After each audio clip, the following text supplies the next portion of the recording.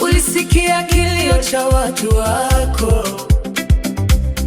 ulituma mapigo Misri, ukaonyesha nguvu zako. Bahari ya Shamu ikafunguka, njia ikatokea, wana wa Israeli wakapita salama, wakavuka. Lakini maadui walipojaribu kufuata njia ile ikawafunika, wakazama milele. Ee Mungu wangu, nakulilia leo, let nature fight for me. Usinipige nayo upepo, maji, jua na ardhi, vyote vikubali sauti yako, na kila vita ya maisha iwe chini ya mkono wako. Bwana, make nature stand with me, not against me, but fighting for me. Hey!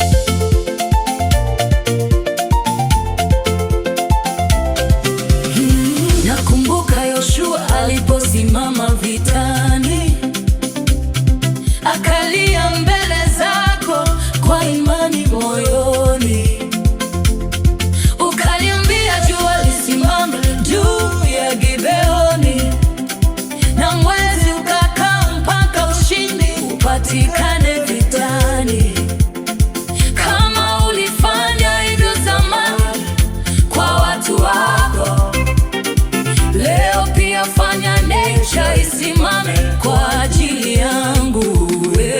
Mungu wangu, nakulilia leo, let nature fight for me. Usinipige nayo upepo, maji, jua na ardhi, vyote vikubali sauti yako, na kila vita ya maisha iwe chini ya mkono wako. Bwana, make nature stand with me, not against me, but fighting for me. Hey!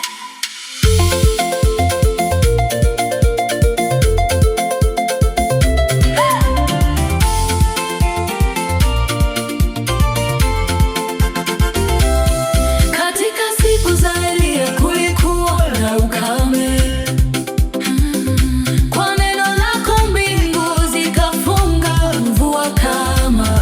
Lakini ulipotaka tena rehema ishuke, mawingu yakaja, mvua ikaanza kunyesha.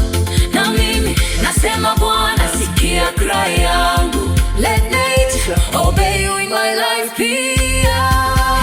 Mungu wangu, nakulilia leo, let nature fight for me. Usinipige nayo upepo, maji, jua na ardhi, vyote vikubali sauti yako, na kila vita ya maisha iwe chini ya mkono wako. Bwana, make nature stand with me, not against me, but fighting for me. Yesu alipokuwa ndani ya mashua baharini, upepo na mawimbi vilikuwa kali sana. Ghafla akasema, amani, tulia, upepo ukanyamaza, bahari ikatii sauti ya Mwana wa Mungu. Kama mawimbi yalitii neno lako Bwana, let nature be calm and fight for me pia. Mungu wangu, nakulilia leo, let nature fight for me. Usinipige nayo upepo, maji, jua na ardhi, vyote vikubali sauti yako, na kila vita ya maisha iwe chini ya mkono wako. Bwana,